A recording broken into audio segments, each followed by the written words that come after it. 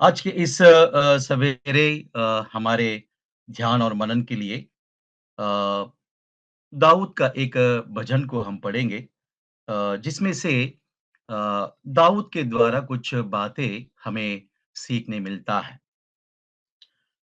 हम भजन संहिता 143 का पहला वचन और 5वां और 8वां और 10 वचन को हम अध्ययन करेंगे।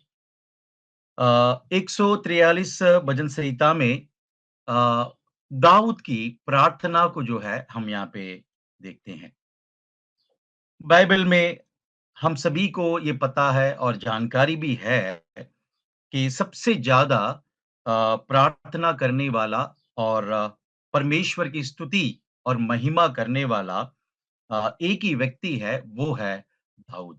दाऊद की प्रार्थना में बहुत सारी बातें ऐसी है जो आज हमारे वर्तमान काल के जीवन में हमें उन बात को प्रार्थना में रखना हमारे लिए कितना आशीष की बात है।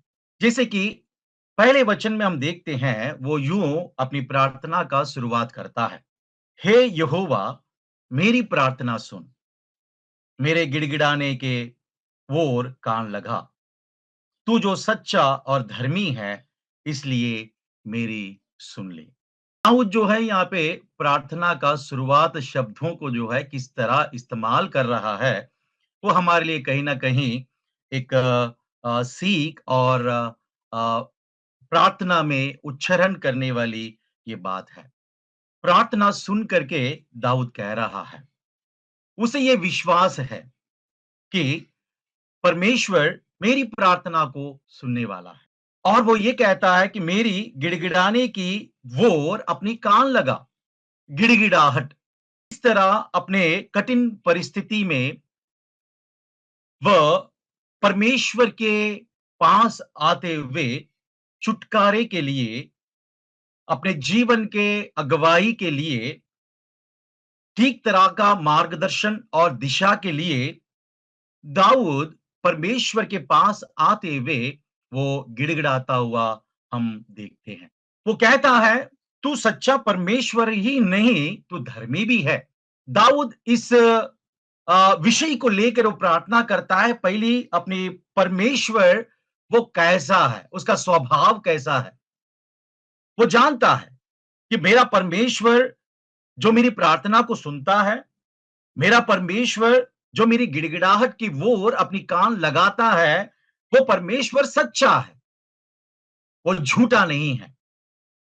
और वो ये भी जानता है कि मेरा परमेश्वर धर्मी है, इसीलिए मेरी सुन लेकर के वो कह रहा है। इस तरह अपनी प्रार्थना के शुरुआती शब्दों को परमेश्वर के सामने वो आकर वो प्रार्थना के माध्यम से इन शब्दों का वो प्रस्तुत करता हुआ या प्रकट करता हुआ हम दाऊद को देखते हैं। भाई और बहनों, इस भजन संहिता 143 में दाऊद की प्रार्थना में 3 मुख्य बातों को जो है अपने जीवन के संबंध बातों को, अपने आत्मिक जीवन के बातों को वो प्रार्थना के माध्यम से परमेश्वर से मांगता है, परमेश्वर को पुकारता है। जैसे कि 5 वचन को जब हम पढ़ते हैं, वहां पे पहली बात हमें दाऊद क्या प्रार्थना कर रहा है, वो यहां पे हम देख पाते हैं। जब 5 वचन को पढ़ते हैं हम, वो ऐसा कहता है, मुझे प्राचीन काल के दिन स्मरण आते हैं। मैं तेरे सब अद्भुत कामों पर ध्यान करता हूं और तेरे काम को सोचता हूं। प्रार्थना में आ, रखने वाला इस पुकार को आज आपके और मेरे जीवन में लागू करना, ये हमारे लिए कितना महत्व बात है। वो कह रहा है, प्राचीन काल के दिनों को मैं स्मरण करता हूं। यानी यहां पे दाऊद के जीवन में जब वो एक चरवाहा था, अपने पिता के पास रहा करता था, जब वो उसके पास कोई भी एक स्थान नहीं थी या अधिकार नहीं था, उस समय वो परमेश्वर ने किस तरह उसे बुलाया, चुना और इज़राइल राष्ट्र के लिए एक राजा के समानता में एक अधिकार और पद को दिया, उन बातों को वो स्मरण करता हुआ हम यहाँ पे देखते हैं। वो कह रहा है, प्राचीन काल के दिन को मैं स्मरण करता हूं। प्राचीन काल में परमेश्वर ने उसके जीवन में जो भलाई किया है, उसे वो स्मरण करता हुआ हम यहाँ पे देखते हैं। और वो कहता है कि तूने मेरे जीवन में जो काम किए हैं, उस पर मैं ध्यान करता हूं करके वो यहाँ पे कहता है। मैं स्मरण करता हूं और जो काम मेरे जीवन में आपने किया है, उस पर मैं ध्यान लगाता हूं करके वो यहाँ पे कह रहा है। प्रियो, क्या हमें भी इस प्रकार प्रार्थना में इन शब्दों का प्रयोग करना क्या जरूरी है? सचमुच ये जब बातें दाऊद करता है, प्रार्थना के माध्यम से, गिड़गिड़ाहट के माध्यम से पुकारता है, तो कहीं ना कहीं उसका हृदय जो है धन्यवादी के साथ भरा हुआ हम यहाँ पे देखते हैं। प्राचीन काल के उस हालात को वो जब स्मरण करता है, वो कैसे था, वो कौन था, और उसके जीवन में परमेश्वर ने कैसे बदला है, उनके जीवन में कैसे परमेश्वर ने भलाई किया है, उसके जीवन में परमेश्वर ने किस तरह से आशीषित किया है, उन्हें वो स्मरण करता हुआ हम यहाँ पे देखते हैं। भाई और बहनों, कहीं ना कहीं आज इन्हें धन्यवादी हृदय के साथ परमेश्वर के कामों को ध्यान करना, परमेश्वर के उन प्राचीन दिनों को हमें स्मरण करना हमारे लिए कितना जरूरी है। हम मनुष्य हैं, भूलने की एक हमारी बीमारी है। हम वर्तमान काल के परिस्थिति को ही हम ध्यान करते हैं, वर्तमान काल के बातों को ही हम स्मरण करते हैं। लेकिन पिछले दिनों में, प्राचीन काल में परमेश्वर ने जो हमारे जीवन में वो बदलाव, वो भलाई, वो आशीष और जो काम हमारे जीवन में किया है, जो उसके अलावा और कोई भी नहीं कर सकता है, उन्हें हम हमारे ही वर्तमान काल के दिनों में स्मरण नहीं रखते हैं। दाऊद की प्रार्थना के द्वारा हमें यह सीखने मिलता है कि हमें पिछले दिनों को हमें स्मरण करना होगा, उसके कामों को जो है हमें ध्यान देना होगा। हमारे व्यक्तिगत जीवन में हम स्मरण करेंगे एक बार उस बात को, जो परमेश्वर ने हमारे जीवन में जो काम किया है, उस पर ध्यान देंगे। हम इतने व्यस्त हो जाते हैं कि परमेश्वर के कामों को जो है हम ध्यान नहीं दे पाते, या उसकी नवोर हमारा मन नहीं लगता है, हमारे विचार नहीं होते हैं। लेकिन हम यहाँ पे देखते हैं, दाऊद की प्रार्थना के द्वारा हमें यह सीखने मिलता है कि दाऊद कठिन परिस्थिति में होने के बावजूद भी, लेकिन उसने अपनी समस्या पर ध्यान नहीं दिया। उसने परमेश्वर के पुराने कामों को याद करता है कि परमेश्वर ने कैसे कैसे मेरे जीवन में सहायता की, कैसे मेरे जीवन में मार्गदर्शन किया, मार्ग दिखाया, एक दिशा दिखाई, और अपने लोगों को कैसे उसने संभाला या हमें संभाला। वो बातों को जो है यहाँ पे दाऊद स्मरण करता हुआ हम यहाँ पे देखते हैं। ये बातें हमें यह सिखाता है, जब आज की परिस्थिति कठिन हो, तो हम परमेश्वर की पिछली विश्वास योग्यता के याद करना चाहिए। जिस परमेश्वर ने पहले संभाला है, वही आज भी संभालने वाला हमारा वो परमेश्वर है।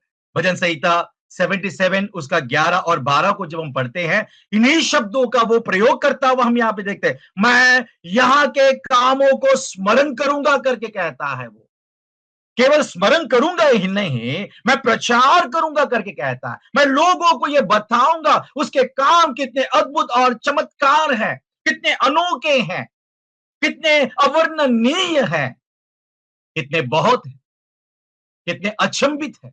दाऊद इस बात को कभी ये भूल नहीं पाता है कि परमेश्वर कैसे कैसे परिस्थिति में, जो कठिन परिस्थिति में उसके जीवन में उसने कामों को किया है।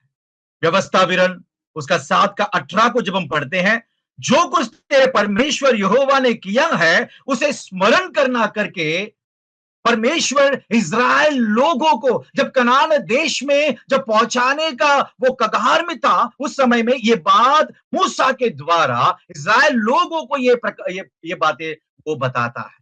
मिस्र के गुलामी में कैसे परमेश्वर ने अपने लोगों को उसने अद्भुत काम किया है उन्हें छुड़ाने के लिए। फिर उनके सामने किस तरह परमेश्वर ने अचंभ काम किया है, चमत्कार किया है उन्हें छुड़ाने के लिए। वो कहता है उसे स्मरण करना। और जब विलाप गीत के पुस्तक में 3 अध्याय का 21 और 23 वचन तक पढ़ते हैं, मैं यह स्मरण करता हूं इसलिए आशा रखता हूं करके कहता है, उसकी करुणा अनंत है करके कहता है। भाई और बहनों, हम क्यों परमेश्वर के बातों को, कार्यों को या कामों को जो आपके व्यक्तिगत जीवन में, पारिवारिक जीवन में, कलीसिया के संबंध के जीवन में जो किया है उसे स्मरण करना है, उसे ध्यान देना है, उसके पीछे हमें क्या प्राप्त हो सकता है। परमेश्वर के कार्यों को जब हम स्मरण करते हैं विलाप गीत के द्वारा, ये यिर्मयाह हमें ये बताता है हमारे जीवन में एक आशा उत्पन्न होती करके कहता है। मैं ये स्मरण करता हूं, परमेश्वर के कामों को स्मरण करने के द्वारा आपके और मेरे जीवन में एक आशा उत्पन्न होता हुआ हम यहां पे देखते हैं। निराश चला जाता है और एक आशा उत्पन्न होती है।